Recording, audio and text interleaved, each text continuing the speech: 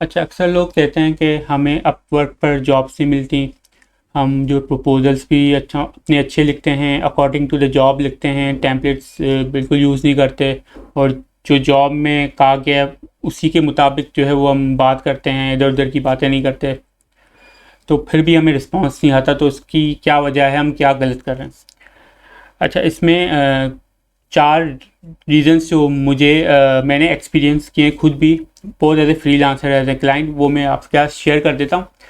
आपका प्रपोजल चलें मानते हैं बहुत अच्छा है, दूसरों से बहुत अच्छा है, फिर भी आपको अगर रिस्पॉन्स नहीं आता, तो उसकी पहली वजह ये हो सकती है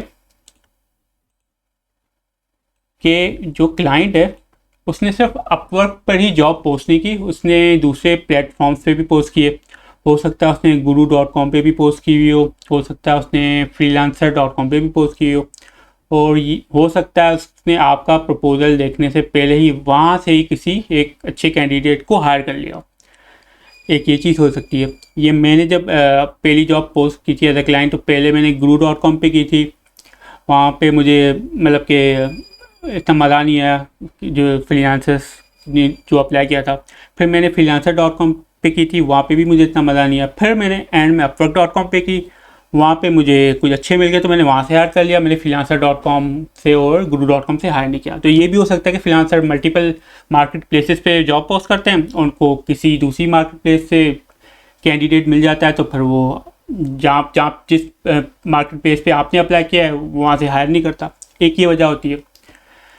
दूसरी वजह ये होती है, रेयर केसेस में होता है, लेकिन मेरे साथ भी हुआ है अगेन एज अ क्लाइंट, कि मैंने एक जॉब पोस्ट की, उस पर अप्लाई तो बहुत सारे लोगों ने किया, लेकिन मेरे मुताबिक जो मुझे जिस तरह का फ्रीलांसर चाहिए था उस तरह मुझे नहीं मिला। तो फिर मैंने इसमें ये किया था कि मैंने अपवर्क को एक अलग से फ़ीस दी थी कि भाई तुम लोग ढूंढ के दो जो जिस तरह जो है मुझे जिस तरह क्वालिफिकेशन का मुझे बंदा चाहिए, पर उन्होंने ढूंढ के भी दिया था। तो ये भी होता है कि भाई वो उसको बस मिला नहीं, वो जो चीज़ चाहता था, हो सकता है उसकी जो प्राइस रेंज कम हो, आपने ज़्यादा प्राइस बता दी हो, या वो शायद एक स्पेसिफिक लोकेशन से चाहता हो, उसको वहाँ से प्रपोजल्स ना आए हो। तो काफ़ी इसकी वजूहत हो सकती है। रेयर केसेस में होता है, मेरे साथ एक दफ़ा हुआ है, तो आई एम श्योर के दूसरे क्लाइंट्स ने भी इस तरह हो सकता है फेस किया हो।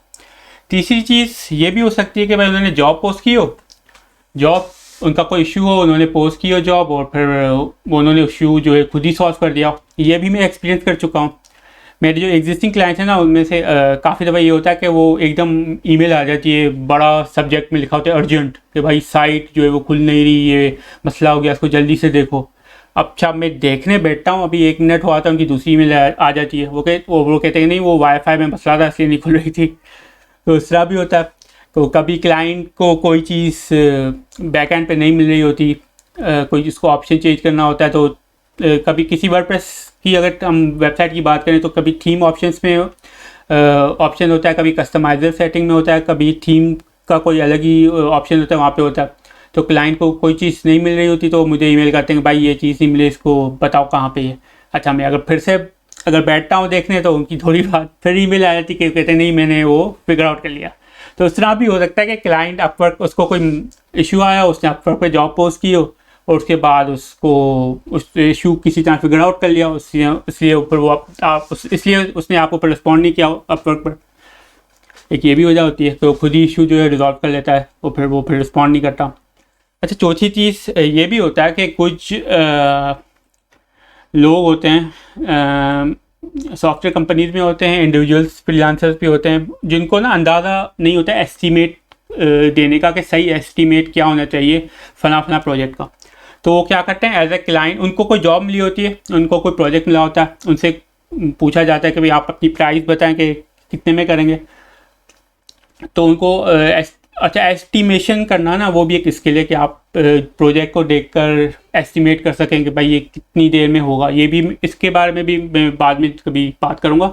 तो कुछ फ्रीलांसर्स को ना उसका अंदाज़ा नहीं होता, वो कहते हैं कहीं हम कम प्राइस ना दे दें तो उसमें हमें नुकसान ना हो जाए, कहीं हम ज़्यादा प्राइस ना दे देंगे क्लाइंट ही भाग जाए। तो उसका वो आइडिया लेने के लिए वो जॉब पोस्ट कर देते हैं, सिर्फ आइडिया लेने के लिए, भाई दूसरे फ्रीलांसर इस पर क्या बिड कर रहे हैं, फिर वो आइडिया आपका उठा के वो जो भी प्राइस होती है या आपका प्रपोजल, वो आगे जो क्लाइंट को अपनी दे देते हैं। तो ये भी एक वजह ये मैंने खुद भी देखी है लोगों करते हुए।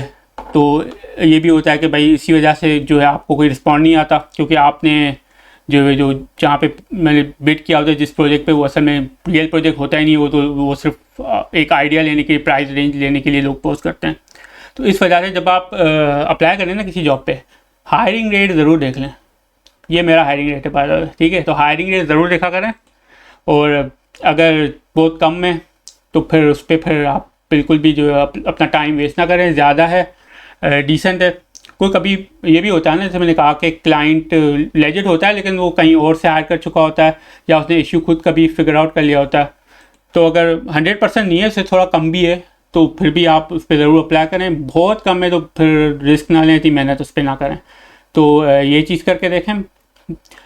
तो प्रपोजल्स का तो मैंने आपको वैसे ही बता दिया किस तरह लिखते हैं, वो आप मेरी वीडियोस से या मैंने जो अपनी फेसबुक फीड पे अपनी बुक्स में जो भी लिखा है वहाँ से देख सकते हैं। लेकिन इन 4 चीज़ें, इनसे भी कभी कभी फ़र्क पड़ जाता है कि आप प्रपोजल अच्छा भी लिखते हैं लेकिन फिर भी रिस्पॉन्स नहीं आता क्लाइंट की तरफ से।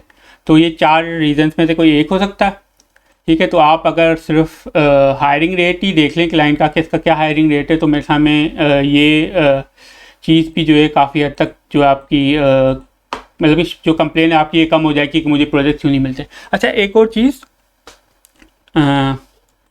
अक्सर ये भी होता है, जैसे आपने 10 जॉब्स पे अप्लाई किया है ना, तो आपने 10 जॉब्स पे अप्लाई कर दिया, आपको कोई किसी से भी रिस्पॉन्स नहीं आया, ठीक है। तो अक्सर मैंने फ्रीलांसर देखा वो पैनिक कर जाते हैं कि भाई हमने किया है तो रिस्पॉन्ड ही नहीं आ रहा। तो मैं उनको ये कहता हूँ, या पहले तुम देखो तो सही वो जॉब्स क्लोज हुई कि नहीं हुई। अगर क्लोज हुई हैं तो क्लाइंट ने किसी को हायर किया है कि नहीं किया, ठीक है। अगर हायर किया है, अगर 10 जॉब्स पे आपने अप्लाई किया है और 5 या 6 क्लोज हुई है, वो क्लाइंट ने किसी को हायर भी किया है, तो फिर आपके प्रपोजल के साथ मसला है, ठीक है। अगर 5-6 उसने हायर किए हैं प्रोजेक्ट में, 5 प्रोजेक्ट्स अगर उससे क्लोज हुए और 5 फ्रीलांसर्स हायर हो गए, और तो फिर आपके प्रपोजल में मसला है।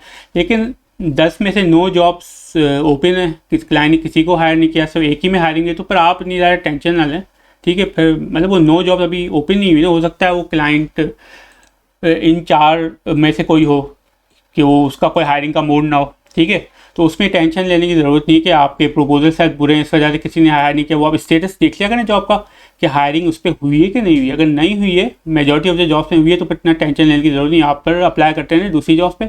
लेकिन अगर मेजॉरिटी ऑफ द जॉब्स पे हायरिंग हुई है और आप नहीं हुए हायर, तो फिर आपको अपने प्रपोजल को देखना पड़ेगा, क्योंकि फिर इशू आपके प्रपोजल में होगा।